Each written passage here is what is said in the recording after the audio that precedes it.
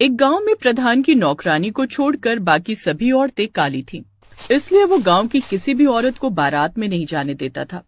मोहन, तुमने हमारे गांव की परंपरा तोड़ी है। तुम्हें इस गांव में रहने का कोई हक नहीं। प्रधान जी, ऐसा मत कीजिए, हम गरीबों पर रहम कीजिए। जब तुम लोगों ने हमारे गांव की परंपरा पर रहम नहीं किया तो हम तुम पर रहम क्यों करें? इस गांव की औरतें बारात में नहीं जाती, ये तुम लोगों को अच्छी तरह पता था। मेरे लाख मना करने के बावजूद तुम लोगों ने मेरी बात नहीं मानी। मुनीम जी, इन लोगों को इसी वक्त यहाँ से बेदखल कर दीजिए, वरना मुझे जबरदस्ती करनी पड़ेगी। प्रधान जी, इतने पत्थर दिल मत बनिए।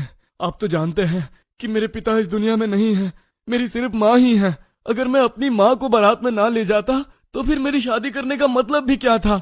मेरी माँ बारात गई, इसलिए उनके साथ मौसी, बुआ और माँ भी चली गईं।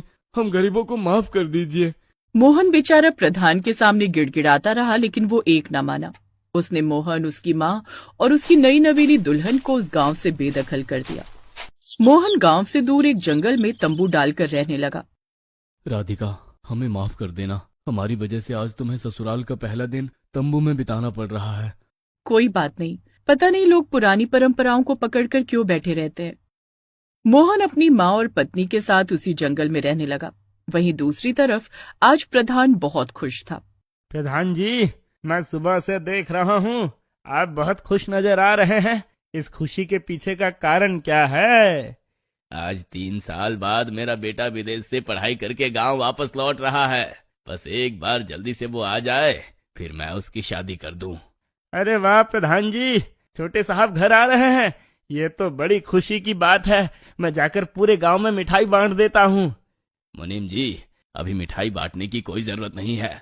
शाम को जब मेरा बेटा गांव लौट रहा होगा तब पूरे गांव को लेकर बेटे को लेने रेलवे स्टेशन चलेंगे।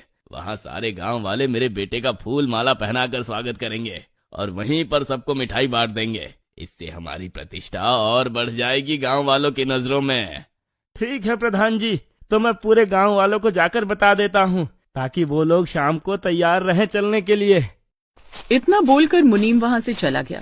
धीरे धीरे शाम हो गई। प्रधान अपनी पत्नी ममता और अपनी बेटी रागिनी सहित पूरे गांव को लेकर रेलवे स्टेशन पहुंच गया।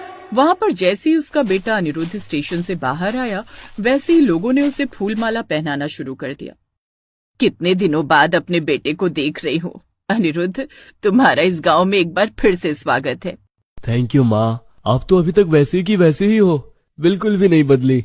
भैया, अपनी बहन की तरफ तो आप ध्यान ही नहीं दे रहे हो। अरे रागिनी, तू तो पूरी तरह बदल गई। अरे बेटा, बाकी की बातें घर चलकर करेंगे। सबको मिठाइयां बांटने के बाद प्रधान ने गांव वालों को वापस अपने अपने घर भेज दिया। अनिरुद्ध वापस अपने गांव आकर बहुत खुश था। अगले ही दिन प्रधान जी ने एक पंडित जी को बुला लिया। प्रधान जी, ये तस्वीर देखिए। यहाँ से 50 किलोमीटर दूर एक गांव है। उस गांव के बहुत प्रसिद्ध जमींदार चौहान साहब की ये बेटी है। बिटिया तो दिखने में बहुत सुंदर और संस्कारी लग रही है। और वैसे भी पंडित जी, मुझे आप पर पूरा भरोसा है। अनिरुद्ध आपका ही बेटा है, आप गलत जगह रिश्ता तो करेंगे ही नहीं। तभी वहाँ पर अनिरुद्ध आ गया। पापा, ये किसकी तस्वीर देख रहे हो आप? बेटा, पंडित जी तेरे लिए रिश्ता लेकर आए हैं। ये रही लड़की की फोटो, तू एक बार देख ले। पापा, मैं भले ही विदेश में रहा हूँ, लेकिन मैं अपने संस्कार नहीं भूला। आप जहाँ भी मेरा रिश्ता तय कर देंगे, मैं वहाँ शादी कर लूंगा। मुझे तुझसे यही उम्मीद थी बेटा। मुझे तुझ पर गर्व है कि तू आज तक हमारे संस्कार नहीं भूला। दूर खड़ी होकर अनिरुद्ध की माँ और बहन ये सब देख रहे थे और बहुत खुश हो रहे थे।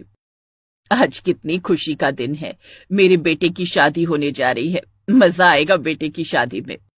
क्या फायदा माँ, बारात में जाने का मौका तो मिलेगा नहीं, तो क्या खाक मजा आएगा। काश हम भी अपनी नौकरानी की तरह गोरे होते। अगले ही दिन दोनों परिवार मिले और शादी तय हो गई।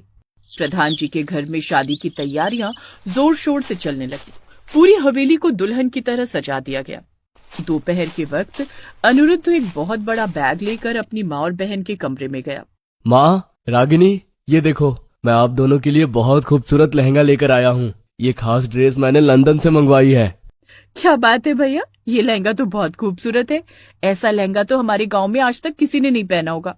अरे इसीलिए तो मंगवाया है। आप दोनों यही लहंगा पहनकर बारात में चलेंगे। अनिरुद्ध के मुंह से ये अल्फाज सुनकर माँ बेटी के चेहरे उतर गए।